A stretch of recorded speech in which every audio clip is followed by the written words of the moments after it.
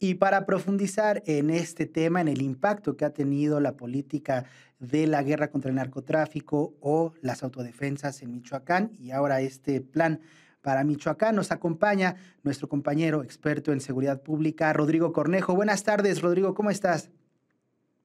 Hola, ¿qué tal? Creo que es una gran oportunidad justo a más o menos 10 años de un acontecimiento que fue un parteaguas negativo en la seguridad de nuestro país, que fue justamente el ponerle uniformes a grupos que estaban infiltrados por la violencia organizada.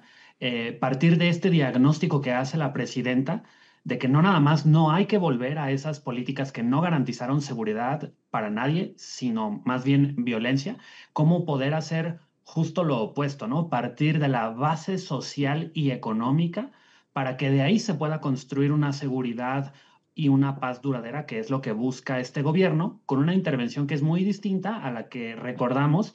Y seguramente si nos ven, que seguro lo están haciendo muchos michoacanos, como desde el gobierno federal se les mandó un virrey, un sustituto de un gobernador electo por el pueblo michoacano con muchas limitaciones y en una situación muy conflictiva, pero que sustituyó los poderes formalmente constituidos del Estado, que hizo y deshizo, y que jamás Alfredo Castillo rindió cuentas por el desastre que se cometió en ese momento con esa solución que se le dio administrativamente a un problema de seguridad y a un problema político que por derecho, por legítimo derecho, le correspondía al pueblo michoacano participar de esa construcción de esa solución. Y yo creo que el gobierno federal, por eso, basándose en ese aprendizaje histórico, es que plantea una solución conjunta con el pueblo de Michoacán y no como esa del peñanietismo o incluso peor, con el repudio del que propios políticos emanados del estado de Michoacán como Felipe Calderón,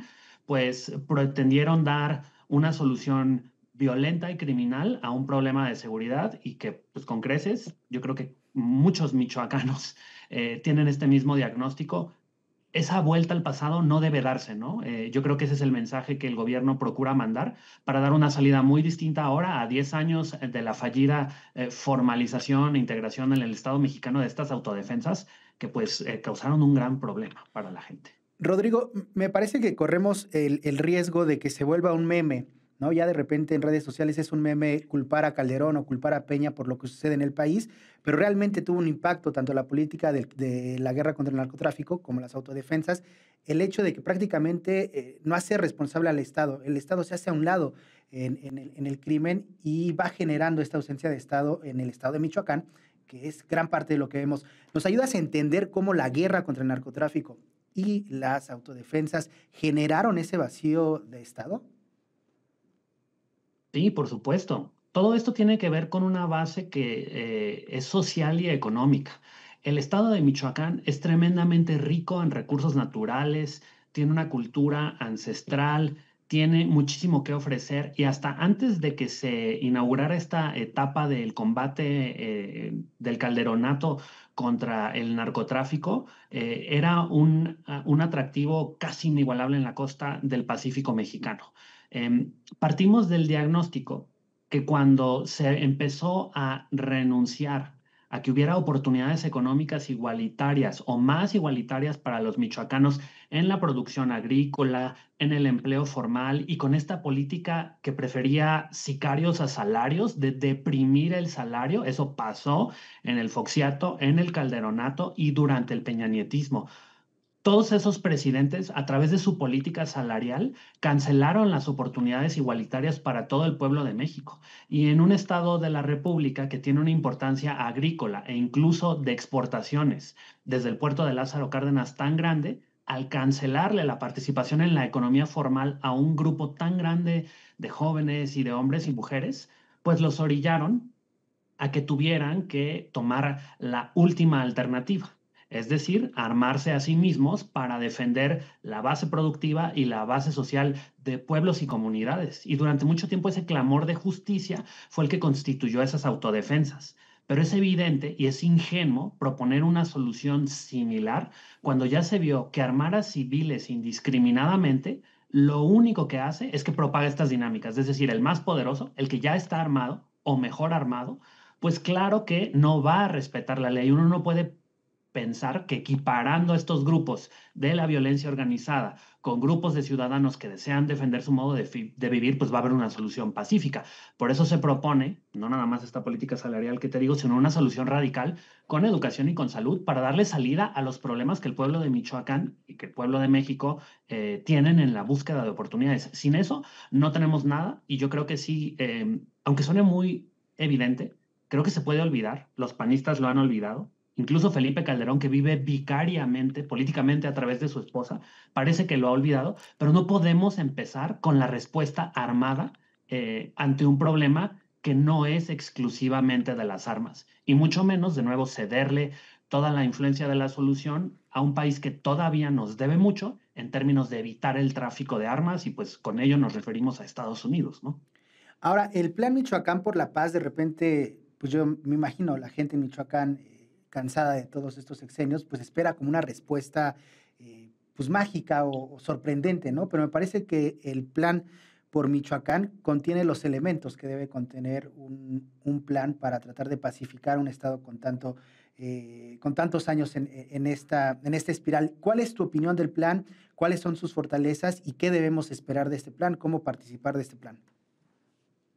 La seguridad conjunta de pueblos y comunidades en Michoacán o en los estados que tienen estos problemas regionales, no olvidemos también que la vecindad de Michoacán con el estado de Jalisco, que tiene sus propios problemas graves y fuertes también en ese aspecto, pues debe ser una solución que logre construir, por ejemplo, el combate a la extorsión de manera distinta.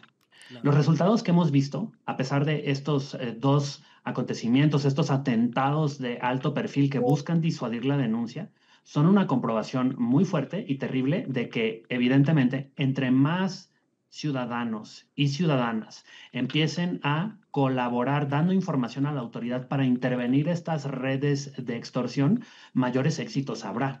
La respuesta violenta que obtuvimos de los grupos de la violencia organizada para defenderse tan fuertemente es porque el proteger esa vía de ingresos es vital para su subsistencia como organizaciones. Entonces también lo que tenemos que construir entre mexicanas y mexicanos con el pueblo de Michoacán son soluciones de justicia social, pero de seguridad conjunta, que nos ayuden a desmantelar ese control parcial que tienen de la economía, que eso es lo que durante estos 10 años o más ha sido el reclamo, ¿no? El liberar, que ya se ha hecho con éxitos parciales en el Estado de México, por ejemplo, liberar cadenas de suministro, liberar a quienes tienen el control de los combustibles o del agua en determinadas localidades y regiones, y eso inmediatamente se traduce en calidad de vida y en unas mínimas certezas para la población. Esa construcción de confianza viene de la mano de autoridades locales y también estatales. Un aprendizaje de este caso del alcalde de Uruapan también es que independientemente de las fricciones o conflictos que pueda haber, esta coordinación entre autoridades no puede saltarse de municipio a federación.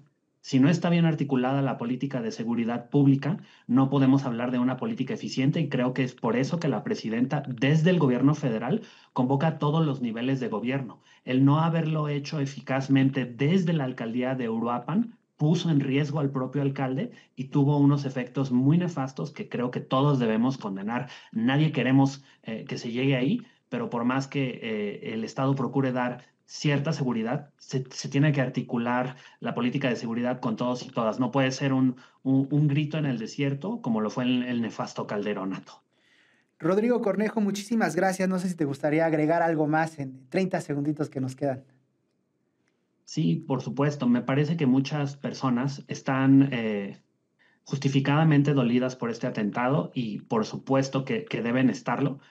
Pero más allá de partidizar esta cuestión, me parece que políticamente no está de más recordar cuál es el origen del proyecto que cargó con una pesada herencia a todos los gobiernos subsecuentes. Podemos ser totalmente críticos con los gobiernos que propagaron esta violencia de las autodefensas, como dije, el peñanietismo, pero la herencia de origen, si olvidamos ese origen histórico de hace más de 10 años, en el 2006, en donde con un operativo unilateral se lastimó y se comenzó a lastimar a la población de Michoacán y de todo el país, no podemos crear soluciones de seguridad pública que no repitan esos errores e incluso caigan en esos vicios de la mala fe, en donde el gobierno federal se coludió al más alto nivel con estas organizaciones. Yo creo que ese repudio no es ni político ni partidista, es una memoria histórica que los mexicanos y mexicanas debemos llevar siempre, porque solo con esa memoria histórica vamos a lograr avanzar aún más para la pacificación de nuestro país.